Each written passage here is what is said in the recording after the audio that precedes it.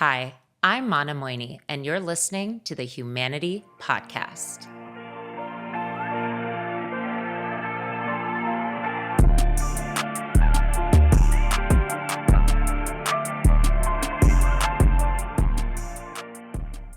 Welcome back to the Humanity Podcast. I'm your host, Mana Moini. I cannot believe that we're already midway through the season. I've really enjoyed my conversations this season.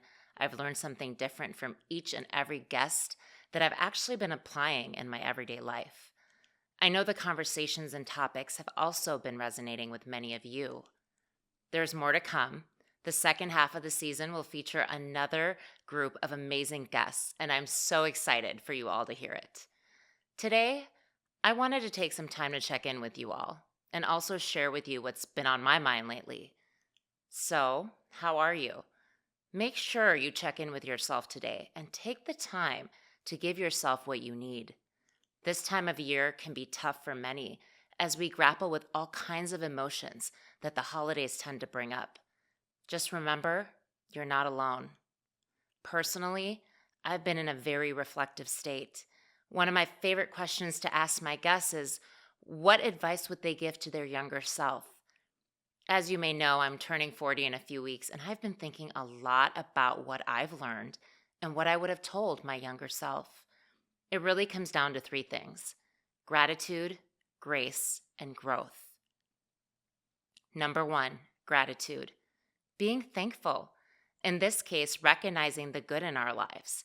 You don't need the expensive things in life to be happy. You need the basics: food, shelter, love. So many of us have so much to be grateful for, but we're always focused on what's next, what's someone else doing. In today's society, you wake up, you turn on your phone, you get on social media, and you begin to think, why am I not doing that? Why don't I have that? Comparison is the thief of joy. If we can learn not to compare ourselves and honor ourselves and be grateful for what we have, we can learn to embrace ourselves fully and show up as our best selves. I think the concept of greed also plays a role here. So much of what we see in our world is driven by greed, which is perpetuated by this digital era we're in. If people could just be grateful for what they have, that constant need for more wouldn't be there to the levels that it's at right now. Gratitude can truly level set so many things. I was recently at an event, and my friend and author Jill Palmquist was speaking about how everything in life is temporary, which is a good thing for the bad times, but can be harder to swallow for the good times. So we really, really have to enjoy those moments. But also, we have to be grateful for the small moments because those are the moments that make up the majority of our life. Finding joy in having a cup of coffee, in making someone laugh, in leaving a thank you note, that's the ultimate key to life. The only thing that's consistent about life is change. It's not until we've lost something that we realize the value of what we had. For me, I have really tried to live in the moment and be grateful for what I have, especially in the last few years. I meditate whenever I'm able to, and this really helps me to take the time to ground myself and sit in gratitude. This has been key for me. What I'm grateful for has really evolved over time.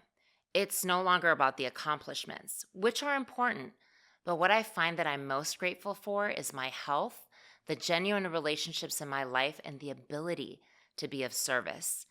Gratitude is different for everybody, and there's no right answer, but having an understanding of what you're grateful for will help be a compass that can guide you in your life. If I could tell my younger self anything with respect to being grateful, I would say enjoy all those little moments a little bit more. Stop chasing and enjoy where you're at. Number two, grace. Be kind to yourself and be kind to others. Being kind isn't something we choose when we feel like it.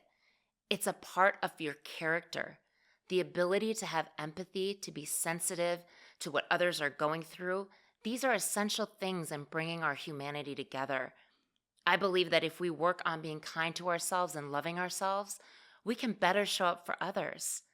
As guest Lillian Garcia mentioned this season, we're so hard on ourselves.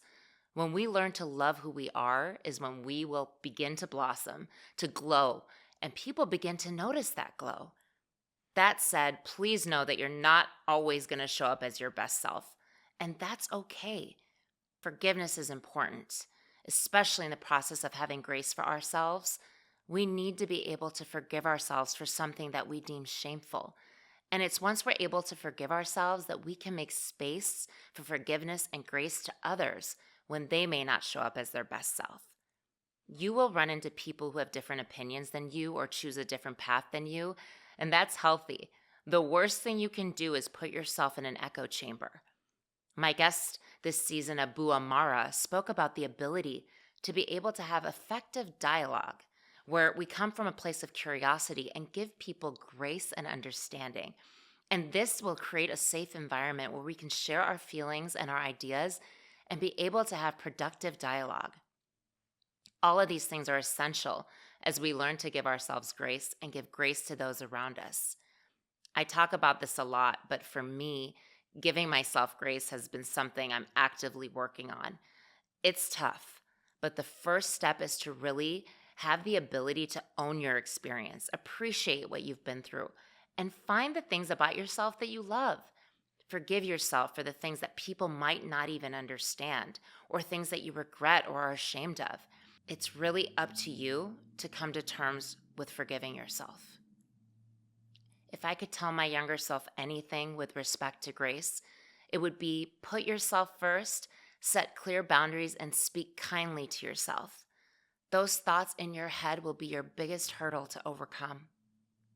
Number 3, growth. Life is a journey with ups and downs. There's lots of learning and evolving. It's important that we choose to continue to grow, even when it's tough. It's easy to find so many reasons why we shouldn't start or do something. This season's guest, Greg Cunningham, reminded us that growth requires courage. That's what negates fear. Courage. Fear will try to hold you back. My guest this season, Nico Barraza, also spoke about this concept and mentioned that we really have to take accountability for the role that we play in our own lives. There comes a point in your life where you can no longer blame everybody around you for what's happened to you or what you don't have. You are the director of your own life. For me, I feel like fear held me back for a long time. I played into the definition that society and others had of me. I really do feel like I was dimming my light for many years to make others comfortable. And it's once I realized that you own your life truly, you can do whatever you want to do, especially if you're not harming anybody. And that's when I was able to catapult my fear and courage and do something completely out of the box for me, which was starting this podcast. It was the best decision I've made because it allowed me to put my time and effort into something that fuels me and nourishes me, and has brought so many new and amazing people into my life who understand and appreciate this journey of mine. Looking back, I wasn't ready to make this leap until I was able to take accountability for what I wanted to do with my life, and I took the time to understand the purpose I was seeking. If I can leave you with anything, it's figure out what your purpose is or what you stand for, and make sure that everything in your life that you do aligns with that from this day forward. A British Prime Minister once said, "Don't complain, don't explain," meaning don't complain about your life. Do something about it. And don't explain what you're doing, just do it. Your path of growth is for you to understand and be aligned with. Not everyone will understand it, and quite honestly, not everyone will want it for you. But you have to want it for yourself. If I could tell my younger self anything when it comes to growth, I would say stay focused. Secondly, that the people who don't like you will always find a reason not to like you. The right people will stick with you and lift you up as you walk along the path of your purpose journey. Keep growing. Thank you guys for the love. I see it, I feel it, and I hope to continue this journey with you for years to come.